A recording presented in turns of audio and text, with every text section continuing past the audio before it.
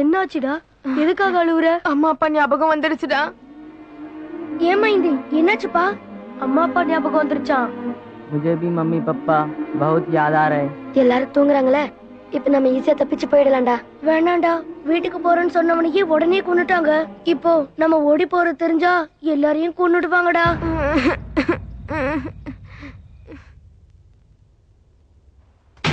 ஏய் சின்ன பசங்களா, நான் சொல்றத கவனமா கேட்டுக்கோங்க. நான் சொல்றத மட்டும்தான் செய்யணும். என்ன புரிஞ்சுதா? Okay sir. 1 2 3 4 5 6 7 8.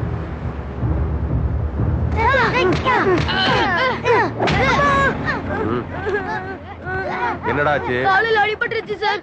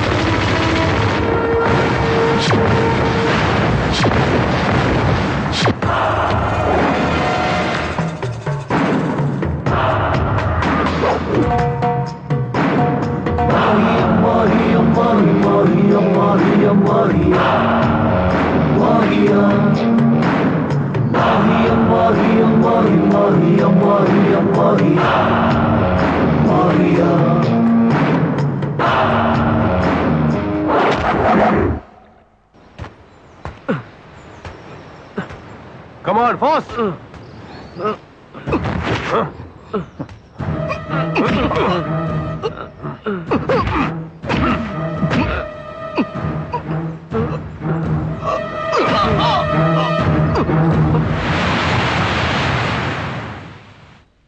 விட்ரா, அவன் கையில அடி வாங்குறது நமக்கு ஒன்னும் புதுசு கிடையாதுல்ல. நாம வீட்டுக்கு போறதும் போகாத அப்புறம்டா. அது வரைக்கும் நம்ம மனுஷனா வாழணும்னா அந்த டாங்கி சாகணும். அது ஒண்ணு அவ்வளவு ஈஸி இல்ல. சின்ன வயசுல இருந்து அவங்களை எதிர்த்து அடிபட்டு செத்ததை தவிர நம்மால வேற என்ன சாதிக்க முடிஞ்சது? நம்ம வீட்டை விட்டு வந்து 10 வருஷம் ஆச்சு. நம்ம உயிரோட இருக்கமா இல்லையாங்கிறது நம்ம பெத்தவங்களுக்கு தெரியுமாடா? எங்க அப்பா அம்மா என்ன விட்டு ஒரு நிமிஷம் கூட பிரிஞ்சு இருந்தது இல்ல. இப்ப அவங்க என்ன பண்றாங்களோ அவங்கள நினைச்சாலே எனக்கு அழுக வருதுடா.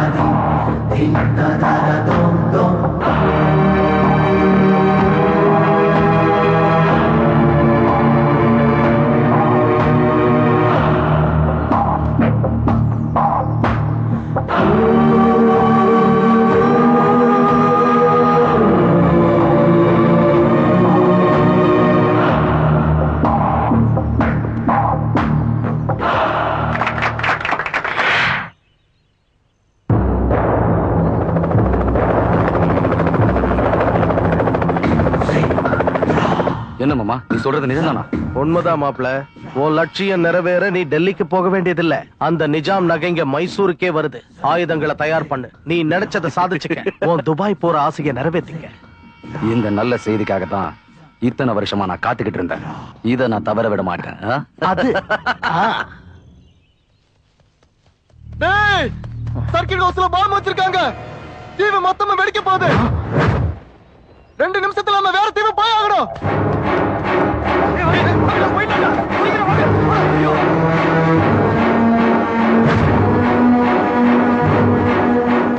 டேய் வாடா, அவன் சொன்னது உன் காதுல விழலையா?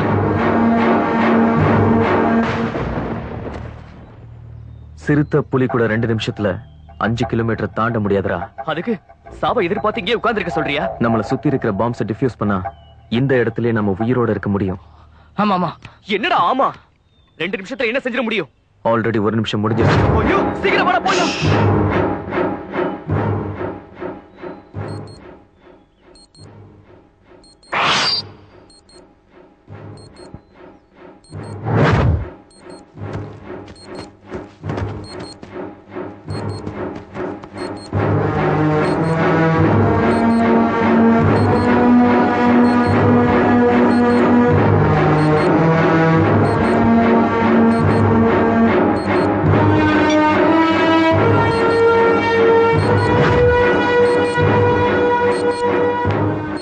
சபாஷ் துரோணா. குட். இதத்தான் நாங்க உங்ககிட்ட இருந்து எதிர்பார்த்தோம்.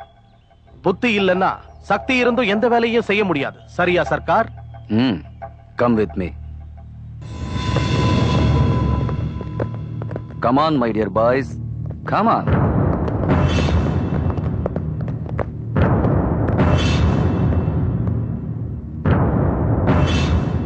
இத்தனை காலமா என் கூட என் உலகத்துல வாழ்ந்துட்டு இருந்த உங்க வாழ்க்கையில என்னிலிருந்து ஒரு பெரிய மாற்றம் ஏற்பட போகுது. நான் வைக்க போற இந்த பரீட்சையில நீங்க ஜெயிச்சிட்டா இந்த தீவை விட்டு நீங்க நிரந்தரமா உங்க வீட்டுக்கே போயிடலாம். இப்ப வரப்போற என்னோட ஆட்களோட நீங்க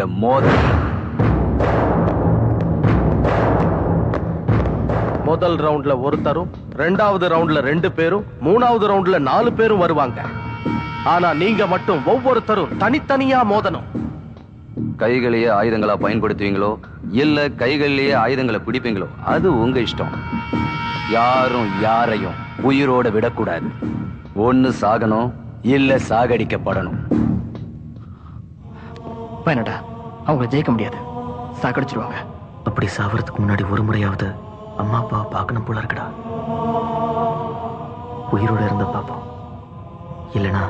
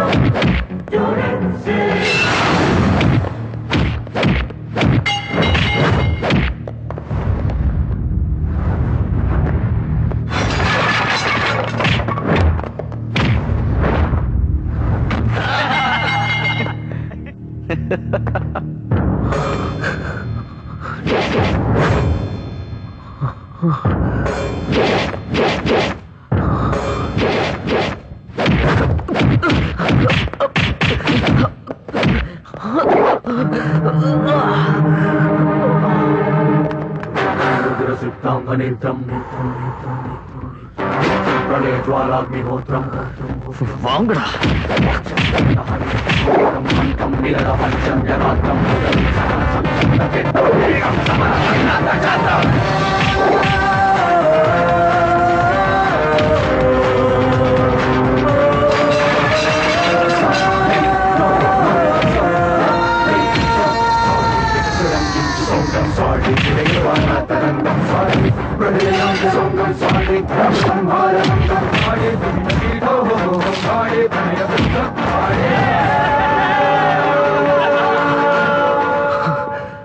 பாஷ் துரோணா, சபாஷ். நீ புத்திசாலி மட்டும் இல்ல, உனக்கு மலையையே எதிர்க்கிற அளவுக்கு அசுர பலமும் இருக்கு. அதனாலதான் என் ஆளுங்க எல்லாரையும் நீ ஜெயிச்சிட்ட. நான் உனக்கு கொடுத்த வாக்குப்படி உன்ன மட்டும் இல்ல, போஸையும் விக்ரமையும் உன் கூட வீட்டுக்கு அனுப்ப போறேன். But one condition.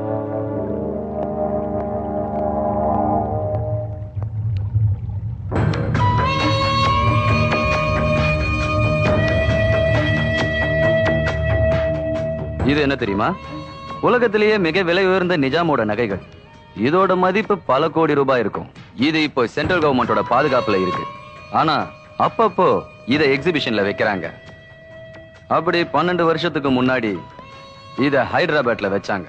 சின்ன சின்ன திருட்டுக்களை செஞ்சுட்டு இருந்தேன்னா இந்த நகைகளை திருடிட்டு துபாய்க்கு போய் செட்டில் ஆகணும்னு பிளான் போட்டேன். ஆனா என்னோட பிளான் ஃபெயிலியர் ஆகி நான் ஜெயிலுக்கு போயிட்டேன். அப்போ என்னோட முயற்சி ஃபெயிலியர் ஆனாலும் என்னோட குறிக்கோளை மட்டும் நான் எப்பவுமே மறக்க மாட்டேன். அதை எடுக்கணும்னா ஆசை மட்டும் போதாது, நல்லா யோசிக்கவும் தெரியணும்னு நான் தெரிஞ்சுக்கிட்டேன். அதனாலதான் ஜெயில இருந்து நான் தப்பிச்சு வந்தேன். சக்தியோட புத்தியிலையும் சிறந்தவங்களா ஒரு அம்பு மாதிரி இளைஞர்களை உருவாக்கணும்னு நினைச்சேன். இளைஞர்களை மட்டுமே ஏன் ராணுவத்துல சேர்க்கிறாங்கன்னு தெரியுமா? அந்த வயசுல மனசோட யோசனைகளையும் ஆசைகளையும் கட்டுப்படுத்த சொல்லி கொடுத்துட்டா நினைக்கிறதையெல்லாம் செய்வாங்க. அதனாலதான் உங்க எல்லாரையும் ஒன்னும் தெரியாத குழந்தைகளா இருக்கும் போதே இங்க கொண்டு வந்தோம். அது நாளையில இருந்து அந்த நகைய மைசூர் பேலஸ்ல இருக்கிற எக்ஸிபிஷன்ல வைக்க போறாங்க. நீங்க அந்த நகைகளை எடுத்துட்டு வந்து என்கிட்ட ஒப்படைக்கணும். அந்த மாதிரி திருடுறதுக்கு எங்களுக்கு இஷ்டம் இல்ல. 1 வருஷம் இல்ல, 2 வருஷம் இல்ல, 10 வருஷமா சட்டத்தோட பார்வையில இருந்து தப்பிச்சு நாட்டை விட்டு ஓடி போய் இப்படி மறைமுக தீவுல இருந்துகிட்டு இத்தனை வருஷமா இந்த உலகத்தோட பார்வைக்கு படாம இந்த சாம்ராஜ்யத்தை நடத்திக்கிட்டு வர காரணம் என்னன்னு உங்களுக்கு தெரியுமா? நகைக்காகத்தான். இந்த நகைக்காகத்தான் நான் இவ்வளவு காரியத்தையும் செஞ்சேன். இத்தனை கால கனவு நிறைவேற போற இந்த நேரத்துல நீங்க குறுக்க நின்னா நான் விட்டுடுவேனா? அவசரம் நமக்குங்கிறப்ப அவங்கள மிரட்டி பிரயோஜனம் இல்ல சர்க்கார். லேசான காத்துக்கு புல் அசையுமே தவிர மான்களும் மரங்களும் அசையாது. நம்பிக்கையான வார்த்தைகளை பேசு. நம்ம காரியத்தை முடிச்சு கொடுத்தா அவங்கள விடுதலை பண்றேன்னு சொல்லு. துரோணா, இப்ப நாம 2 பேரும் ஒரு ஒப்பந்தம் பண்ணிக்குவோம். நீங்க அந்த நகைகளை கொண்டு வந்தா நான் உங்களுக்கு விடுதலை கொடுக்கறேன். அதோட உங்க 3 பேர் மட்டும் இல்லாம